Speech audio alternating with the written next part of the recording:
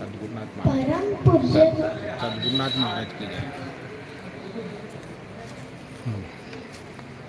परम पूज्य गुरुदेवांनी प्रार्थना उपस्थित पास करा। आता आपल्याला सामूहिक प्रार्थना करायची आहे, तर पूर्वी सर्वप्रथम मौन प्रार्थना करायला लागेल। तेव्हा सरांनी सर्वांनी पाच नादात डोळ मिटून किंचित मन नम्र करून कराय मौन प्रार्थना।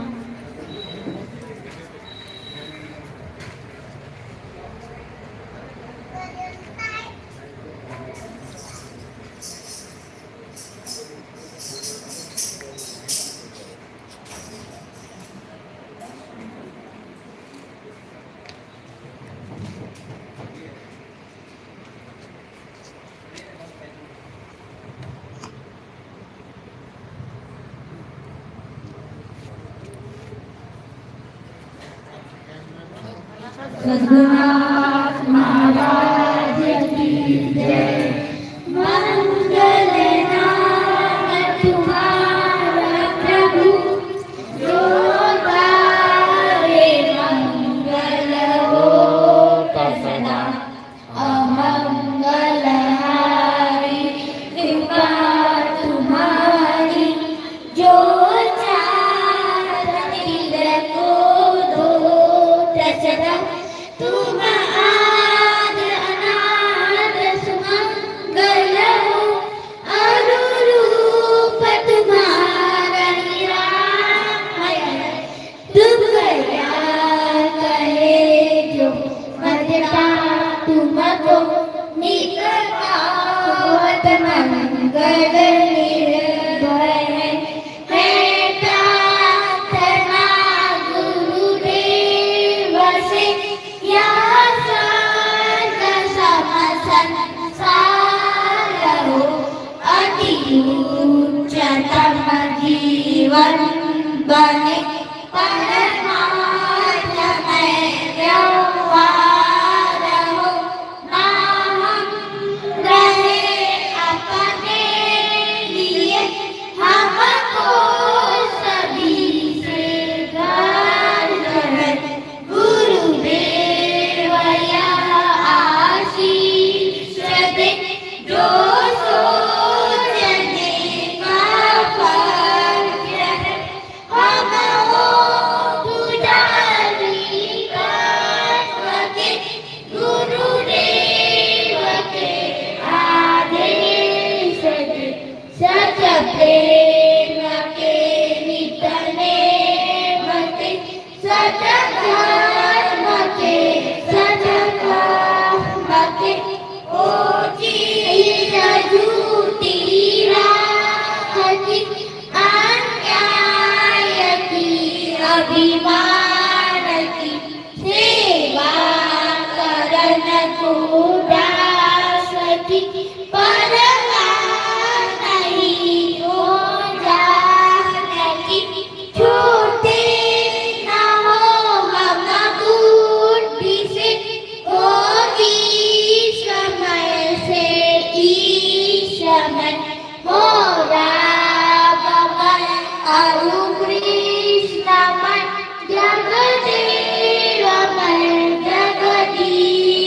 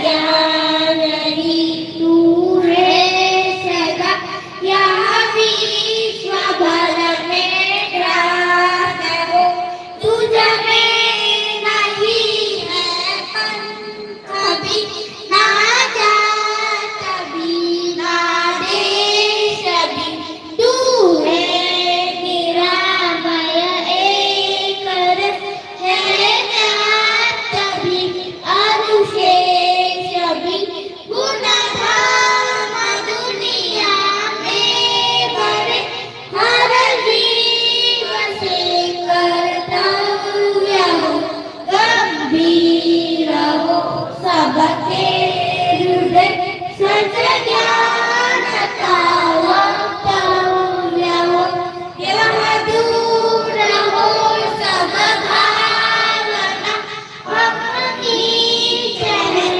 अंकुश है, हर जीव का हो शुद्ध मन, जब कर्म उनके श्रूष है, हम भिन्न हो इस देह से, परतत्व से सब एक हो, ज्ञान सब में एक ही, जिससे मनुष्य निशांक हो, तू कल्याण कहे ऐसा, अमर पद प्राप्त हो संसार में, छोड़े नहीं बरबार पर, हो मस्त गुरु चरणार में, है प्रार्थना गुरुदेव से, सद्गुणाम महाराज की जय. एक्सरसाइज का अधिपत पंडित मामूद सरांनी म्हणावे. सारी दुनिया का तू ही कर्मदार है, सारी दुनिया का तू ही कर्मदार है, बिना तेरे ना किसी को लगा पार है, लगा पार है. सारी दुनिया का तू ही कर्णधार है, सारी दुनिया का तू ही कर्णधार है. तेरे बिजली से चलता है सारा गगन, डोलती है हवा, फूलता है जीवन, डोलती है हवा, फूलता है जीवन, सारे प्राणों का सेवक तू सरदार है, सारी दुनिया का तू ही कर्णधार है, सारी दुनिया का तू ही कर्णधार है. तेरे हुकूमत से तारे अगड़ है खड़े, हुकूमत से तारे अगर है खड़े, तेरी सत्ता से सागर चढ़ाना बढ़े, तेरी सत्ता से सागर चढ़ाना पड़े, तेरी शक्ति से पर्वत को आधार है, तेरी शक्ति से पर्वत को आधार है. फिर तो हमको फिक्र कौन से बात की, तो हमको फिक्र से बात की, भूखे मरने की हो या तो खैरात की, भूखे मरने की हो या तो खैरात की. कहता टुकड़ा यही मेरा निर्धार है, सारी दुनिया का तू ही कर्णधार है, सारी दुनिया का तू ही कर्णधार है. तेरे ना किसी को लगा पार है, लगा पार है, सारी दुनिया का तू ही कर्णधार है, सारी दुनिया का तू ही कर्णधार है. महाराज की जय. एक्सरसाइज का नामधुन पंडित मांगोर सरांनी म्हणावे. जय जय गुरु महाराज गुरु, जय जय परम ब्रह्म सद्गुरु, जय जय गुरु महाराज गुरु, जय जय परम ब्रह्म सद्गुरु, जय जय गुरु महाराज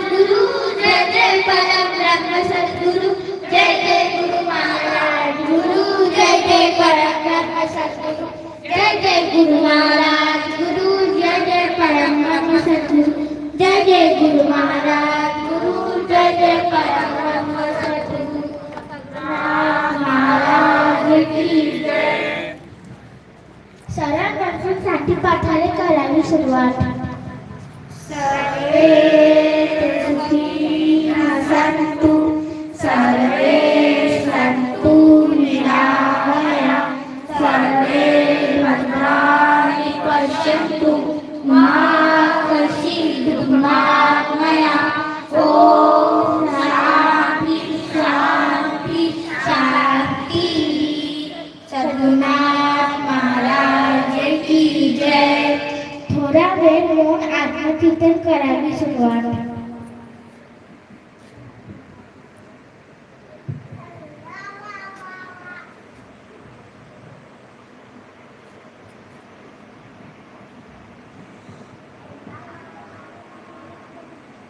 सद्गुरुनाथ महाराज की जय.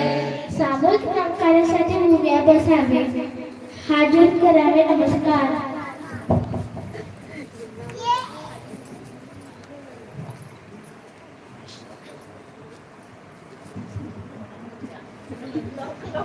सरळ गावे जयघोष करत उभे राहा. श्री गुरुदेव की जय. श्री गुरुदेव की जय. बोलो की श्री गुरुदेव की जय. राष्ट्रसंत सद्गुरुजी महाराज की जय. धर्म की अधर्म का प्राणियों में विश्व का गौ माता की भारत माता की अपने अपने माता पिता की अपने अपने गुरु गोविंद की.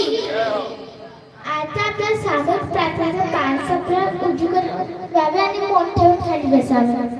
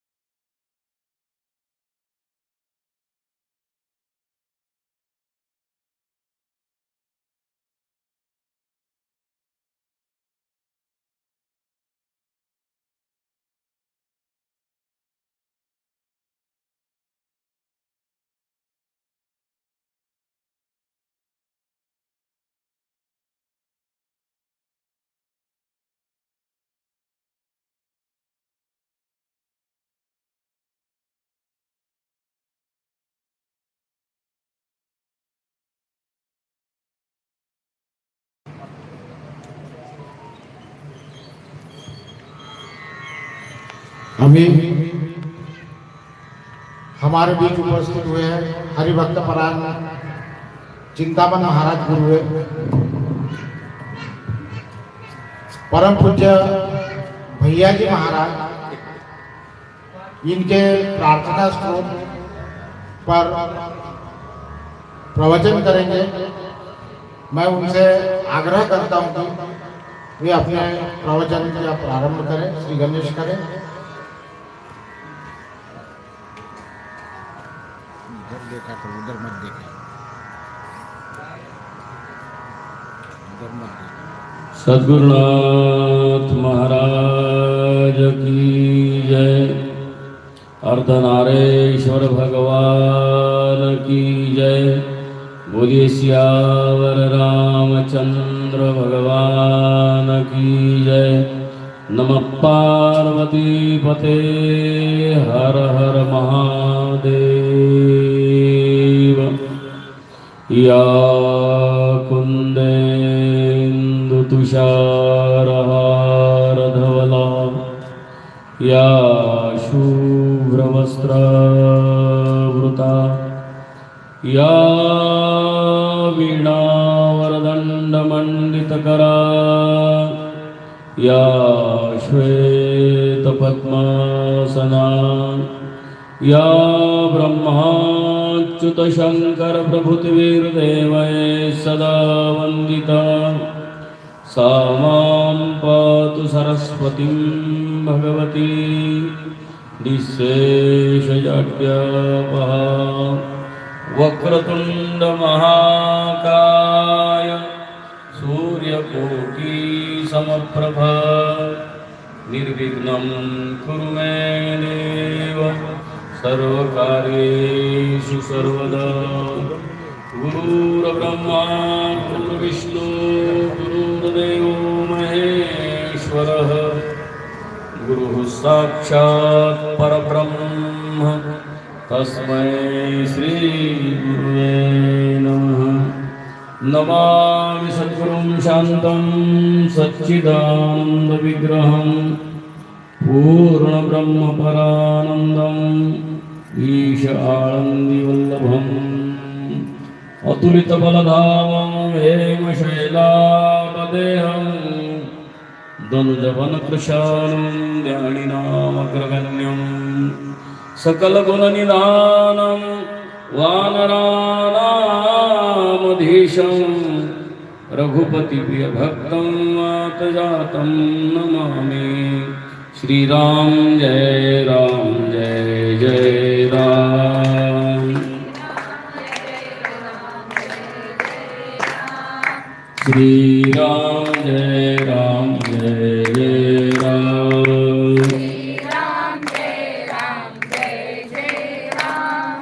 श्रीराम जय राम जय जय राम।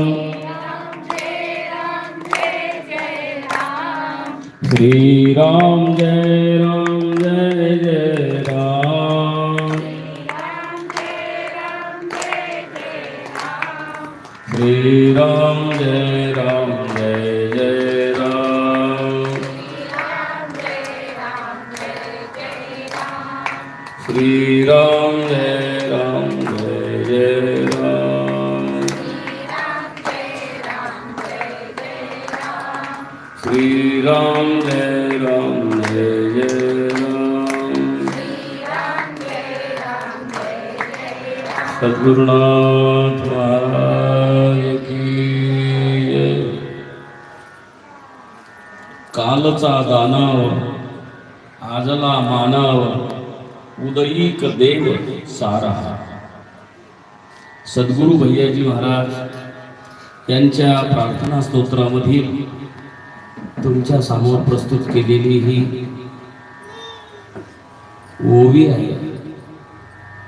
आज या ठिकाणी हा प्रवचनाचा जो योग बनलेला आहे हा वास्तुपूजनानिमित्तानं योग बनलेला आहे। तुमच्या आमच्या सर्वांच्या जीवनाला तीन गोष्टीची अति आवश्यकता आहे। त्या तीन गोष्टी कोणत्या ज्या सर्वांच्या परिचयाच्या आहेत?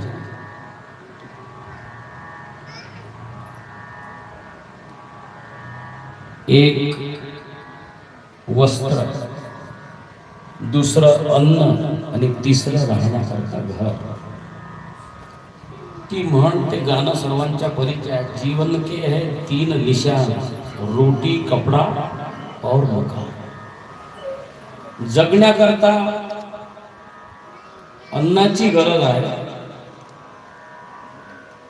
लज्जा रक्षण करण्याकरता वस्त्राची गरज आहे, आणि राहण्याकरता घराची गरज आहे. म्हणून आज त्या ठिकाणी आमचे परमस्नेही गोपालराव वंजारी यांचा माझा लहानपणापासूनचा संबंध आहे. या वास्तूमध्ये एक महिनाभर मी महादेवाच्या मंदिरात ज्या वेळेला प्रवचन होतं श्रावण महिन्यामध्ये, त्यावेळेला एक महिनाभर राहिलेलो आहे या वास्तूमध्ये. पण त्या वास्तूचं आज भव्य दिव्य स्वरूप प्राप्त झालेलं आहे. घर लहान आहे की मोठा आहे याला महत्व नाही, परंतु ज्याची जैसी ऐपत आहे, ज्याची जशी कुवत आहे, त्या पद्धतीनं तो त्या वास्तूला निर्माण करत असतो. आणि दोघाही भावांनी, प्रभाकर आणि गोपालरावनी या ठिकाणी त्यांच्या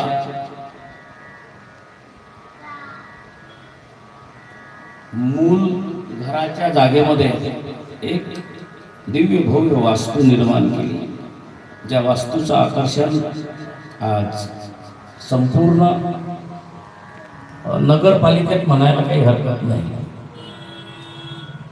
त्याचा अतिशयोक्ती होणार नाही.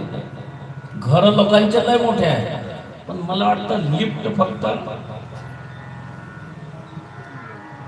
याच घराला आहे असं म्हणायला काही हरकत होणार नाही.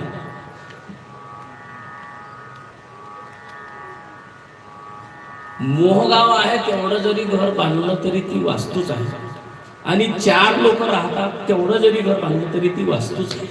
आज या वास्तू शांतीच्या निमित्तानं या ठिकाणी अनेकविध कार्यक्रम राबवल्या जात आहे. त्यामध्ये आमचे आदरणीय परमश्री मुन्ना महाराज पालीवालजी यांच्याद्वारा श्रीमद भागवत कथेचं प्रस्तुतीकरण आहे.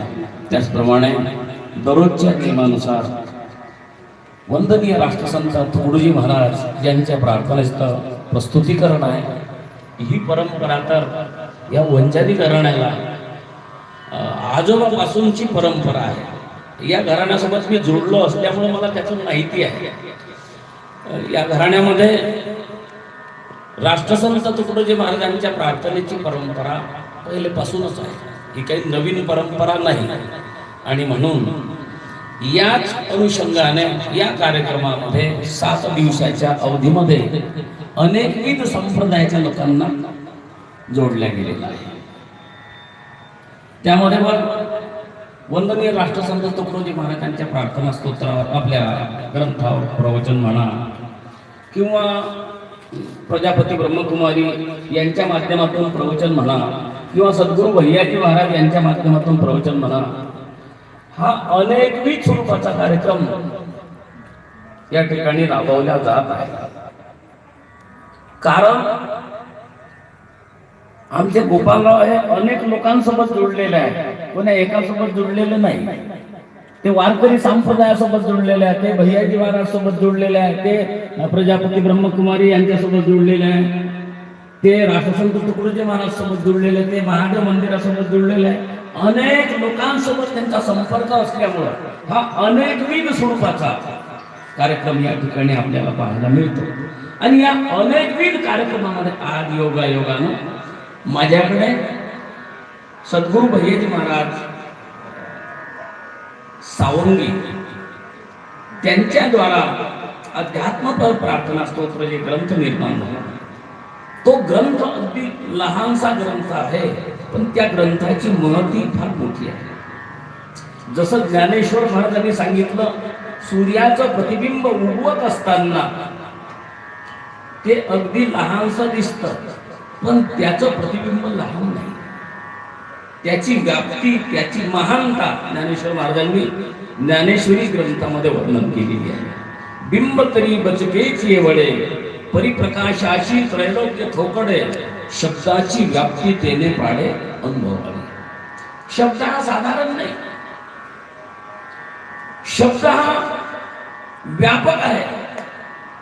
त्या शब्दाचा पार तुम्हाला आम्हाला कळत नाही, इतका व्यापक आहे. म्हणून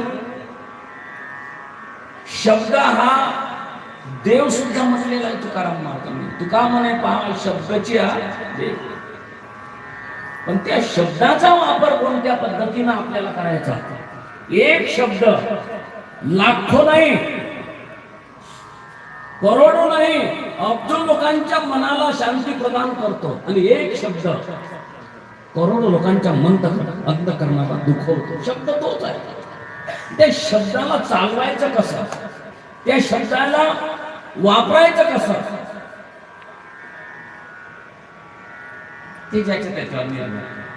म्हणून संत महात्म्यांनी, शास्त्रांनी, पुराणांनी, वेदांनी त्या शब्दाची जोपासना केली.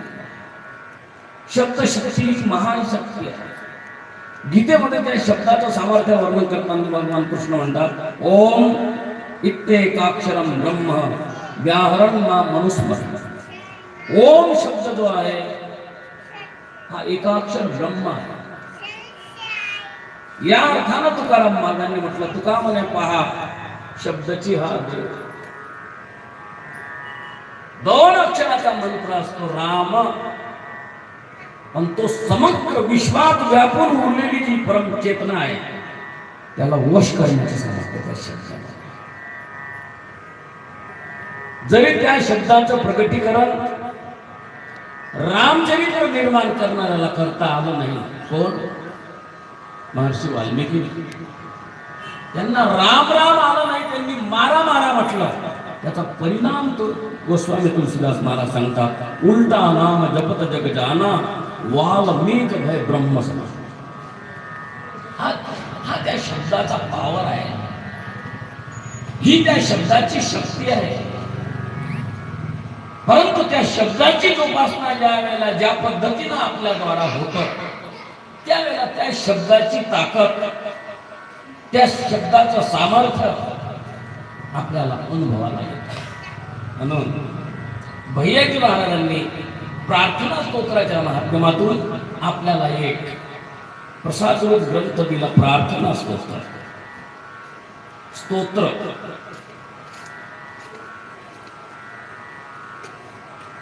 बऱ्याचशा लोकांना प्रार्थना स्तोत्राचा अनुभव नाही, त्याचं अध्ययन नाही. आणि ही शाखा, ही परंपरा जी आहे ही ताजुद्दीन महाराजांच्या पासून आलेली. ताजुद्दीन महाराज एक महान अवलिया संत. पुन्हा तुम्हाला एक महत्वाची गोष्ट सांगतो. जातन पूछो संत को पूछ लीजिए ज्ञान, मोल करो तलवार का पड़ी रहे. कोण्या संताला जात नाही, आणि तो संत जर जात मानत असेल तर तो संत होत नाही.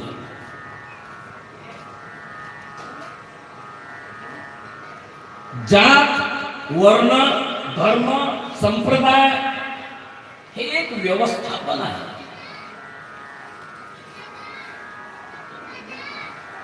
पण ज्या वेळेला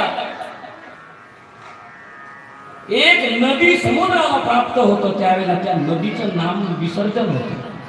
त्या नदीचं नामोनिशान राहत नाही. नामोनिशान आहे त्या नदीला कुठपर्यंत, जोपर्यंत ती समुद्राला मिळत नाही. ही गंगा आहे, ही यमुना आहे, ही चंद्रभागा आहे, ही गोदावरी आहे, ही नर्मदा आहे, अनेक नदी आहे. त्या अनेक नद्यांचे नावे तोपर्यंतच अस्तित्वात राहतात जोपर्यंत त्या नद्या सागराला मिळत नाही. सागराला मिळाल्यानंतर त्या नदीचं नामोनिशान मिटून जातं आणि आता तिला काय म्हटलं जातं, समुद्र म्हटलं जातं. तद्वत तुमचं आमचं सर्वांचं अनेक जातीत, अनेक नावात, अनेक गावात हे अनेकत्वात जे आपलं अस्तित्व आपल्याला अनुभवाला येतं हे तोपर्यंतच आहे जोपर्यंत आपण आत्मस्वरूपामध्ये एकरूप होत. आत्म्याला कोणी जात नाही. म्हणून स्त्री असल्यानंतर ती आत्मा म्हणतो का तो आत्मा म्हणतो? तिथं लिंगभेद निर्माण होत नाही. स्त्रीमध्येही तोच आत्मा, पुरुषामध्येही तोच आत्मा, मुंगेमध्येही तोच आत्मा आणि हत्तीमध्येही तोच आत्मा. आत्म तत्व जे आहे हे चराचरामध्ये व्याप्त तत्व आहे. आणि ते आत्मतत्व काय आहे त्याचा परिचय करून देण्याकरता सत्पुरुषांचे, सद्ग्रंथांचे, सत्शास्त्रांचे विचार आहे. आणि आपल्या अस्तित्वाची जाणीव आपल्याला होत नाही. कशाप्रमाणे होत नाही? आपलं स्वरूप पाहण्याकरता आपण जसं आरशाचा आश्रय घेतो आणि आपलं स्वरूप आपण काय पाहतो? आपल्या डोळ्यानं आपल्या हातात घेतलेल्या आरशामध्ये पाहतो. तद्वत हे शास्त्र, तद्वत हे पुराण, तद्वत हे वेद, संत विचार कोणचे आमच्याकरता. पूर्वी शाळेमध्ये एक म्हण होती. कोणती? थोर महात्मे होऊन गेले, चरित्र त्यांचे पहा जरा, आपण त्यांच्या समान व्हावे हाची सापडे बोध खरा. त्यांच्यापासून बोध प्राप्त होतो. ज्ञानेश्वर महाराजांनी त्याचं स्पष्टीकरण वेगळ्या पद्धतीने केलेलं आहे. कुठंतरी आपण आपल्या अस्तित्वाला विसरलेलो आहोत. आपल्या अस्तित्वाची जाणीव आपल्याला नाही. म्हणून ती जाणीव करण्याकरता कुठंतरी महापुरुषांना पाहावं लागल, सद्ग्रंथांना पाहावं लागल, सत्शास्त्राचा आश्रय घ्यावा लागल. म्हणून ज्ञानेश्वर महाराजांनी पहा किती मार्मिक शब्द वापरला. हार पले आपण आपले पावे, तै संता ते पाहता दिवस आवे, म्हणून वानावे ऐकावे ते दिसत. आपल्याला याची जाणीव नाही. मी कोण आहे? एखाद्याला विचार, मी कोण आहे याची जाणीव आहे. मी कोण आहे, मी कुठून आलेलो आहो, मी कशा करता आलेलो आहो याची जाणीव जोपर्यंत जीवाला होणार नाही तोपर्यंत तो स्वतःला स्वतः हरवलेला आहे. सर्व शास्त्रांनी याचा निर्देश केला. माणसं सर्वांचा विचार करतात, पण आपला विचार करतात का? आपण कोण आहे? संत महात्म्यांनी आपल्या जीवनामध्ये स्वतःचा विचार केला. ब्रह्मज्ञान म्हणजे काय? ब्रह्मज्ञान म्हणजे काही पाहले आपण अशी आपण या मागे जाण. दुसऱ्याला पाहण्यात आपल्या जीवनाचं भलं होणार नाही. आपल्याला आपला विचार करावा लागेल, तेव्हा आपल्या जीवनाचं भलं होईल, आपल्या जीवनाचं कल्याण. हा तसा, तो तसा, ती तशी, याच्यात आयुष्य घालवण्यात अर्थ होणार नाही, निष्फळ ठरल. मी कसा, मी कोण, मी कुठून आलो, मी कशा करता आलो, मला कुठे जायचं आहे, हा विचार ज्या वेळेला त्याच्या ठिकाणी निर्माण होईल त्यावेळेला त्याच्या जीवनामध्ये उत्क्रांत दशा प्राप्त होईल. त्याला दिशा मिळाली आणि त्याला ज्या वेळेला दिशा मिळाली तेव्हा त्याच्या जीवनाची दशा होती. तुमच्या माग अवदशा लागलेली आहे. स्पष्ट बोलायचं, आपलं जीवन कसं आहे? आपल्याला वाटतं मी लय शहाणा. आपण शहाणे नाही, आपण हुशार नाही. म्हणून व्यवहारात एक म्हण आहे, अति शहाणा. काही काही गोष्टी मोठ्या महत्वाच्या आहेत. अति शहाणा त्याचा बैल रिकामा. अति शहाणपण परमार्थामध्ये अध्यात्मामध्ये चालत नाही. म्हणून ज्ञानेश्वर महाराजांनी एका वाक्यात त्याचं खंडन केलं. जाणीव करी तुची नेणे. जाणीव म्हणजे शहाणा. एक प्रकारचं ओझं आहे आपण डोक्यावर घेतलेलं आहे. हे ओझं बाजूला टाकावं लागलं. जाणीव शहाणीव जे सांडोनिया दुरी, आपण वस्ती कर वर्त तसे संसारी. धन्य जगी तोची एक रंगीनाची. तो जीवनामध्ये धन्य ठरले जाईल. अन्यथा तुम्ही आम्ही कितीही श्रीमंत, किती लखोपती, किती करोडपती, किती अब्जोपती, किती बॅलिस्टर, किती पदवीधर, किती मोठा बनलो तरी आपण धन्य नाही. तुमच्या आमच्या मान्यतेला महत्व नाही. ती यथार्थ धन्य पुरुषांच्या प्राप्त झाली. धन्यता कोणती? जाणीवही टाकायची आणि शहाणीवही टाकायची. जाणीव म्हणजे काय? मी पण. शहाणीव म्हणजे काय? शहाणपणा. मी हुशार आहे, मी ज्ञानी आहे, मी चतुर आहे ना.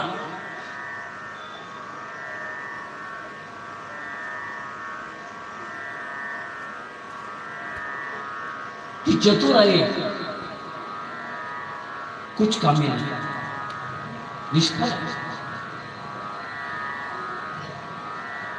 म्हणून हे ओझं जे आहे तुमच्या आमच्या डोक्यावर, जाणीवेचा आणि शहाणपणाचा, ते बाजूला सारा. त्यावेळेला आपल्या स्वतःच्या अस्तित्वाची आपल्याला जाणीव नाही. म्हणून महाराजांनी तुमच्या आमच्या जीवनाचं एक वेगळं दर्शन करून दिलं.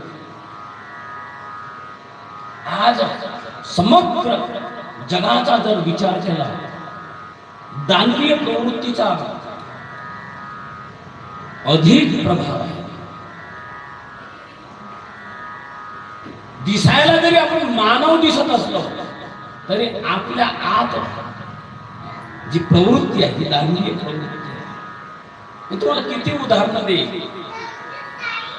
दानवीय प्रवृत्ती कशाला म्हणतात? ज्ञानेश्वर महाराजांनी त्या दानवीय प्रवृत्तीची व्याख्या केली. ज्ञानेश्वर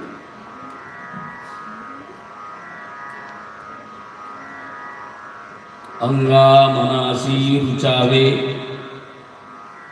येथुलेनी कृत्या कृत्य नाठवे. जे करण्याचे नावे भलतेची करी. जे करायला योग्य आहे ते न करता भलतच करणं.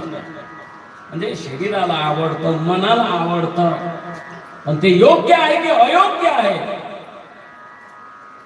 याचा विचार न करता तो जो वागतो, तो जो खातो, तो जो पितो, तो जे करतो, तो जिथं जातो, हे सर्व दानवीय प्रवृत्तीमध्ये.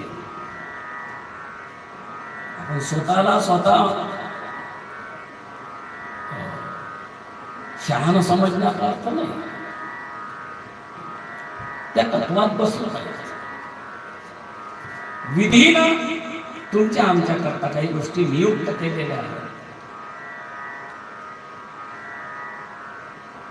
काय खावं, काय प्यावं, कुठं जावं, काय बोलावं, काय करावं, हे प्रत्येकाला कळतं.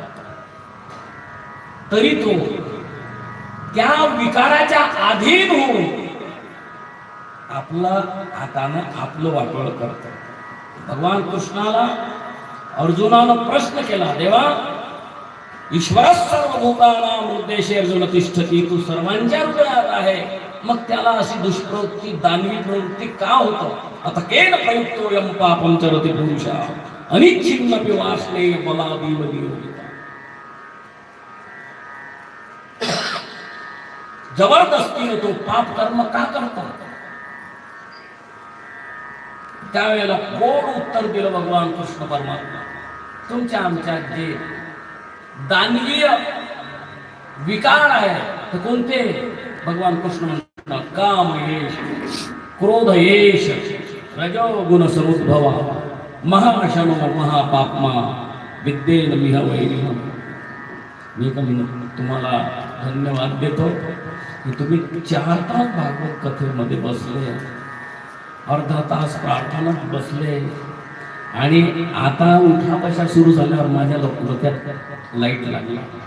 तर असं का होतं? तो तुमचा दोष नाही ना, तो शरीराचा दोष आहे. मनात बसायचं काय पण इलाज नाही, तुमचा दोष नाही का? शरीर माध्यम सुधर्म साधन.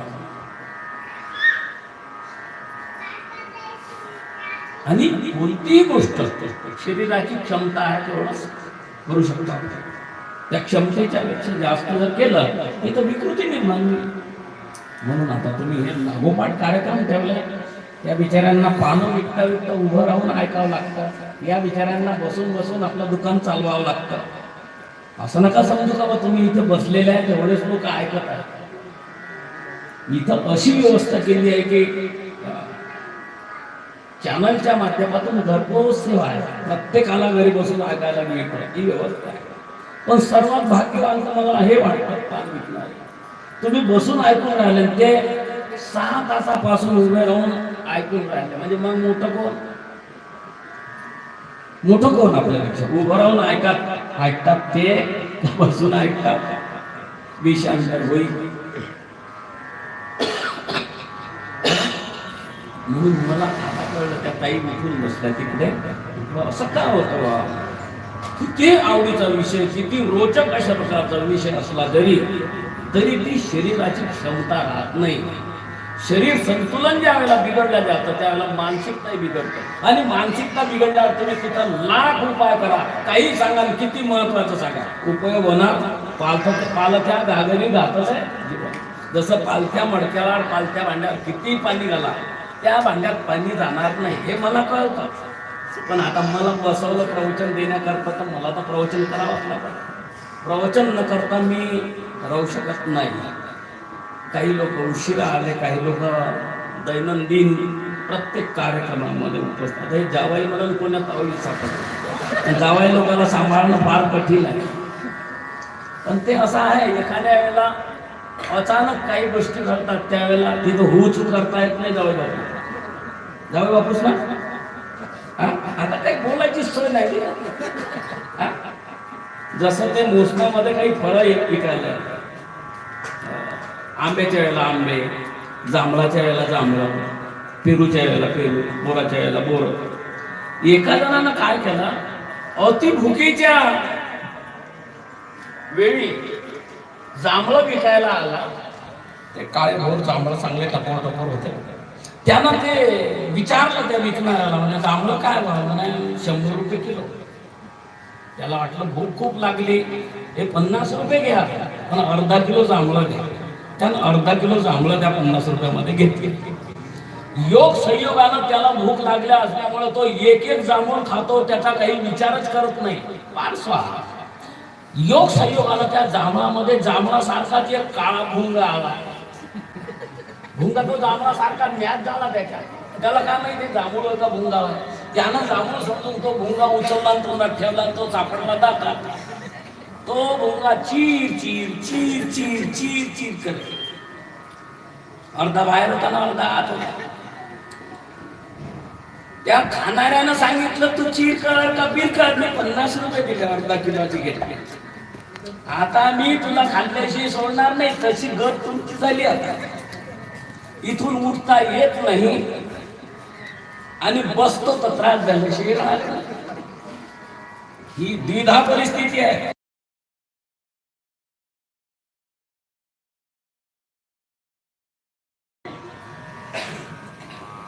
जेवढी वेळ मला दिली तेवढी वेळ मी घेईन. तुम्ही पाय लांब करून बसा, पाय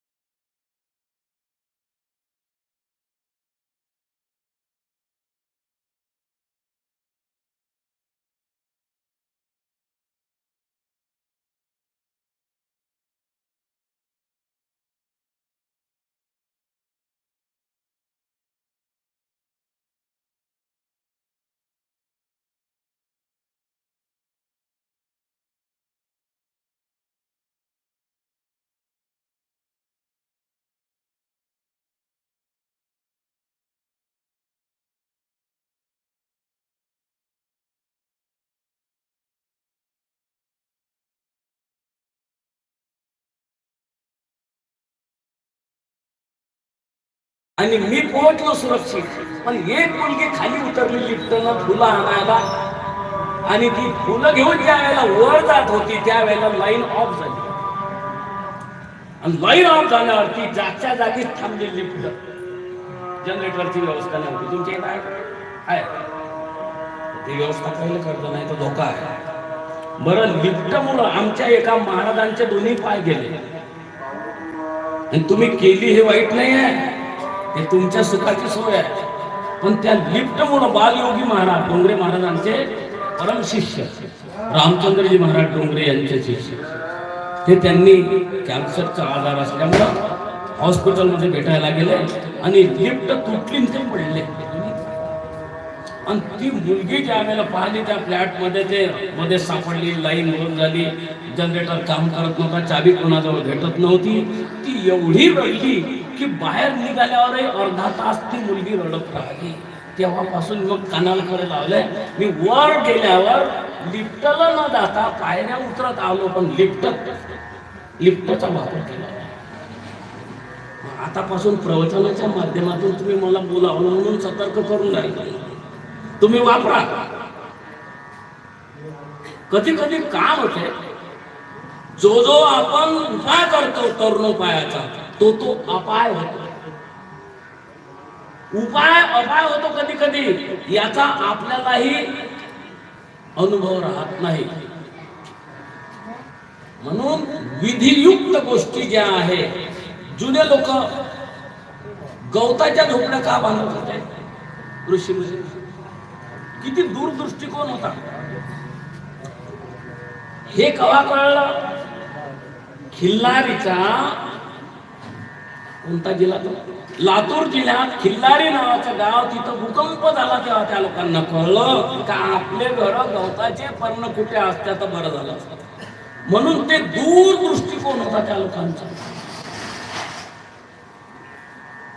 गोपालरावले थोडस वाईट वाटत असं याबद्दल तुम्हाला सांगतो. पण आता मला स्लॅबचं घर बांधल्यावर आता मला असं वाटून राहिलं का कुठंतरी आपल्याला ते सारवायचं घर बनवलं पाहिजे होतं आणि गवताची झोपडी बनवली पाहिजे होती. माझा संकल्प आहे तो, जमलं तर जिवंत असेपर्यंत मी बनवीनच बनवीन. कारण काय, ते आरोग्याला पोषक आहे. तुम्ही किती झकास टाईल लावा, किती मार्बल लावा, हे आपल्या शरीरासोबत त्याचा काही संबंध नाही. एवढं उघड बोलून राहिलो.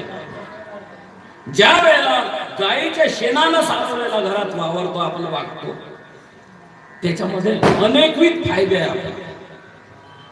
तुम्ही घर तोडून आता मोडा असं नाही म्हणत मी तुम्हाला. त्याचा आनंद घ्या, आहे तोपर्यंत ओतप्रोत आनंद घ्या. पण ज्या वेळेला आपल्या गरजेपेक्षा आपण जास्त वाटचाल करतो, ते आपल्याला उपाय होत नाही, अपाय होतो. दानवता कशी प्रविष्ट झाली याच्याबद्दल मी बोलून घेईन. ज्ञानेश्वर महाराज म्हणतात, अंगामनासी रुचावे, शरीराला मनाला जे आवडतं, इंद्रियांना जे आवडतं तेच आपण करत जातो. त्याच्यापासून आपलं भलं आहे का नुकसान आहे याचा विचार आपण करत नाही.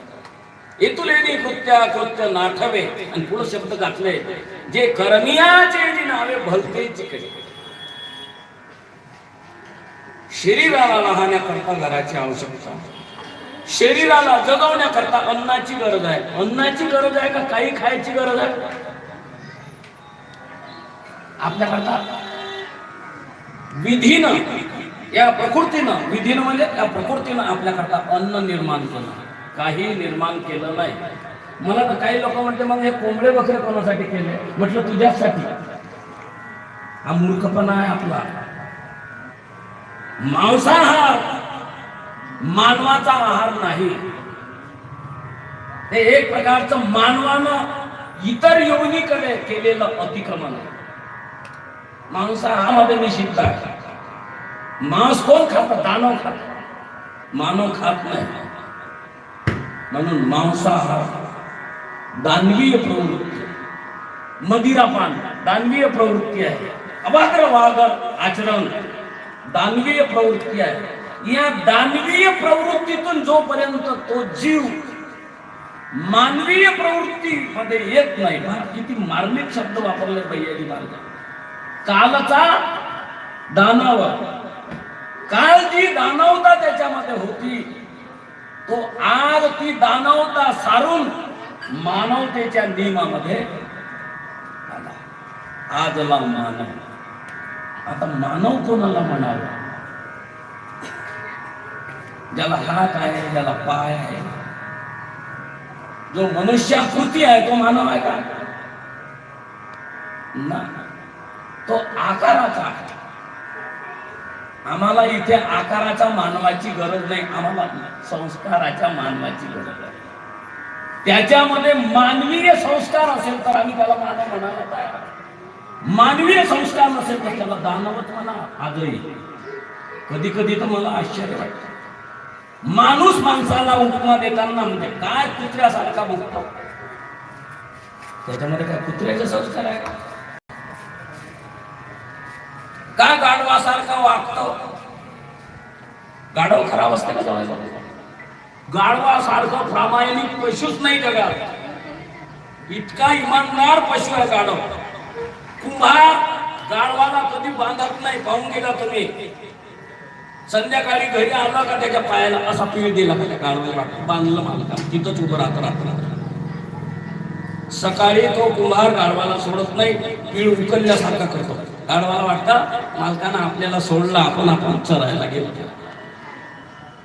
गाढव वाईट आहे का माणूस वाईट आहे? माणसाला बांधून ठेवलं तरी तो जे करायचं आहे ते करतो. इतकी दानवीय प्रवृत्ती आपल्या ठिकाणी आलेली आहे. ही दानवीय प्रवृत्ती जोपर्यंत आपण विसर्जन करणार नाही तोपर्यंत मानवीय प्रवृत्तीमध्ये आपण येऊ शकत.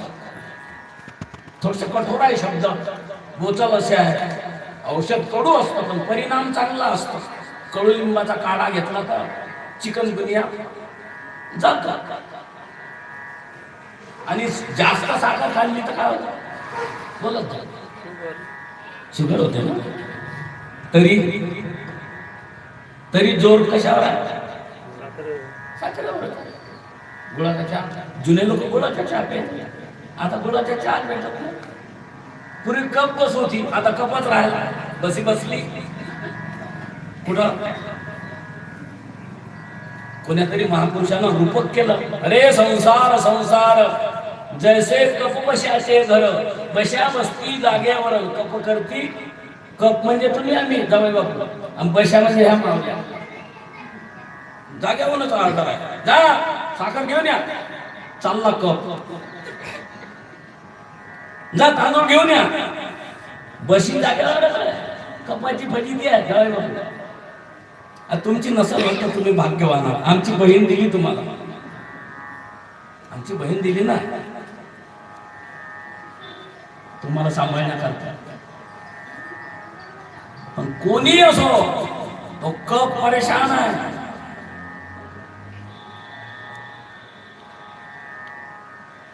म्हणून आरोग्याला पोषक अशा पद्धतीची काही व्यवस्थापना विधीनं आपल्याकरता केलेली आहे. त्या नियमाला तुम्ही जर आपण अतिक्रमण करत असेल तर ही दानवीय मी तुम्ही सर्व. आता मी तुम्हाला विचारतो, जेवण नाही केलं तर आपण जगू शकत नाही, बरोबर आहे? पण चहा नाही पेलो तर आपण जगू शकत नाही का? भागते का नाही भागत? काही लोक तर काही मजल गाठली लोकांनी, म्हणजे चहा नाही पेलो तर आमचा दिवसच बरा नाही लागला, इथपर्यंत पोहोचलेले लोक. अकारण आपल्या शरीराला विध्वंसक अशा प्रकारच्या व्यसनाच्या अधीन आपण सोपवलेला आहे. मी मान्य करतो जेवण नाही केलं तर आपलं शरीर जगू शकत नाही. पण ते जेवण करायचं म्हणजे नेमकं काय खायचं, जे उपयुक्त आहे ते खा, जे अयुपयुक्त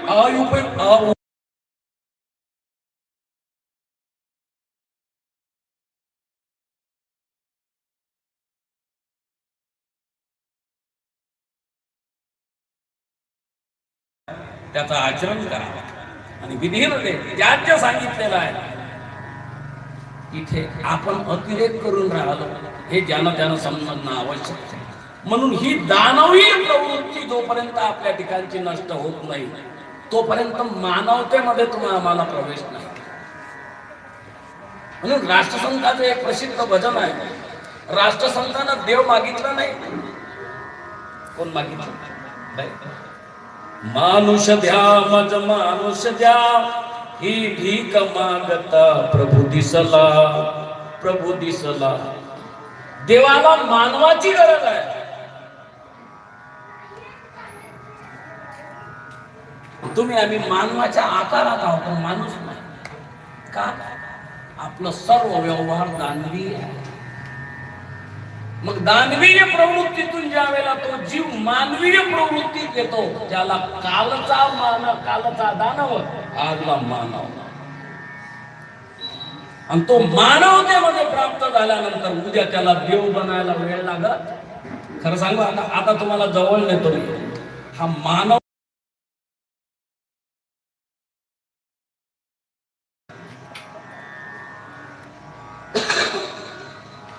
याचा विचार आपल्याला करायचा आहे. मी कोण आहे करावा विचार म्हणे ज्ञानेश्वर निवृत्तीचा.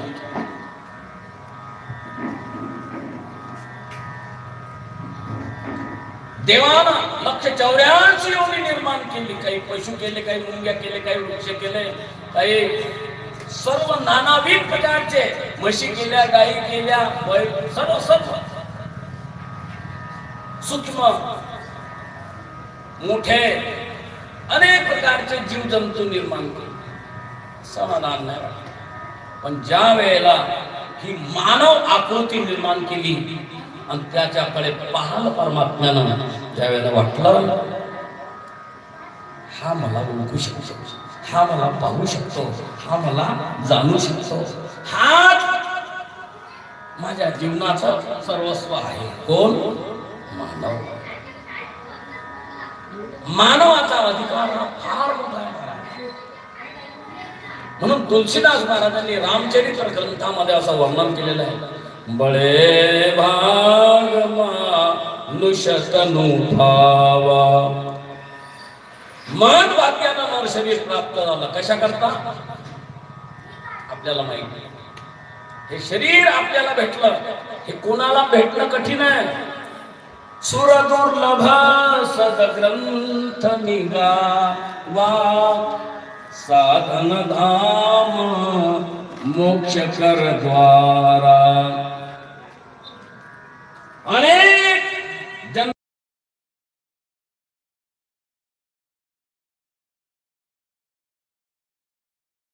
बंधनातून मुक्त होण्याकरता हे नरशरीर. दुसऱ्या शरीरामध्ये मोक्ष प्राप्त करता येत नाही, मुक्ती प्राप्त करता येत नाही, बंधनातून सुटता येत नाही. एक मानव देह असा आहे की त्याच्यामध्ये दानवत्वाकडून नरत्वाकडे नरत्वाकडून नारायणत्वाकडे जाता येत. ही व्यवस्था मानव देहामध्ये आहे. बस एक थोडक्यात सांगतो आणि मी थांबतो. आता मला जाणवून राहिला. नर की होत पशु की होत पहनाइया नरका कचना होय. आता ऐका एक बार नर करनी करे तो नरका नारायण. याचा अर्थ काय? तो जरी कालच्या अवस्थेमध्ये दानव असला आणि दानवत्वाकडून तो मानवत्वाकडे आला तर त्याला देव व्हायला वेळ लागत नाही. म्हणून नराचाच नारायण बनतो. उदयिक देव सारा या ग्रंथाचा सार भैयाजी महाराजांनी प्रार्थना स्तोत्राच्या माध्यमातून तुम्हाला आम्हाला सांगितलेला आहे. तो सार अनेक संतांनी, अनेक ग्रंथांनी, अनेक पंथांनी सार तुमच्या आमच्यामध्ये जे परमतत्व आहे त्याचा परिचय आपल्याला व्हावा. कबीर महाराज सांगतात, कबीरा खूबा एक आहे पनिहाळी अनेक बर्तन सबके न्यारे है लेकिन पानी सब में। हा किती किती चांगला सिद्धांत दिला कबीरा. कुवा एक आहे, विहीर एक आहे, पनिहारी अनेक, पाणी भरणाऱ्या महिला अनेक आहेत, अनेकांनी आणलेले भांडे वेगवेगळे आहेत, पण सर्वांच्या भांड्यामध्ये पाणी एक आहे. तसा तो चेतनमय आत्मा प्रत्येकाच्या शरीरामध्ये तैसा हृदयामध्ये. तो परमात्मा कुठं आहे? तुमच्या आमच्या सर्वांच्या हृदयामध्ये.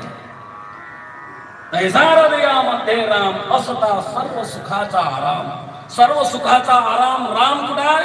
तुमच्या आमच्या जवळ आहे. पण झालं काय की भ्रांतासी काम विषयावर. भ्रांत जीव विषयामध्ये त्याचा शोध घेत जीवन व्यतीत करतो. आणि आता एक भजन म्हणून मी वाणीला विराम देतो. ब्रह्मानंदांनी एक भजन म्हटलेलं आहे. मृगजाभिमे सुगंधी,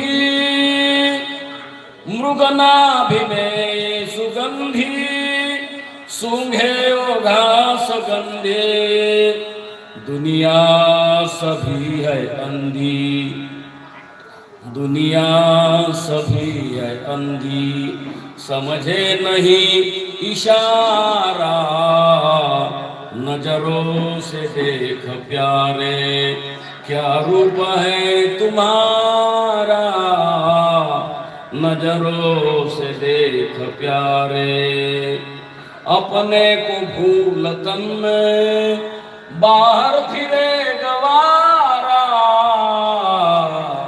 नजरों से देख प्यारे, क्या रूप है तुम्हारा, नजरों से देख प्यारे. तुम्ही आम्ही ज्याला आपलं रूप समजतो, हे हाडा मासाचं चमड्याचं रूप आपलं नाही. आपलं रूप काय आहे? सच्चिदानंद रूपाय विश्वोत्पत्त्यादि हेतवे तापत्रय विनाशाय श्रीकृष्णाय वयं नमः. पुंडलीकवरदा विठ्ठल श्री ज्ञानदेव गोपाल कृष्ण भगवान सद्गुरु भैयाजी महाराज, वंदनीय राष्ट्रसंत तुकडोजी महाराज आज के आनंद की जय. नमः पार्वती पते.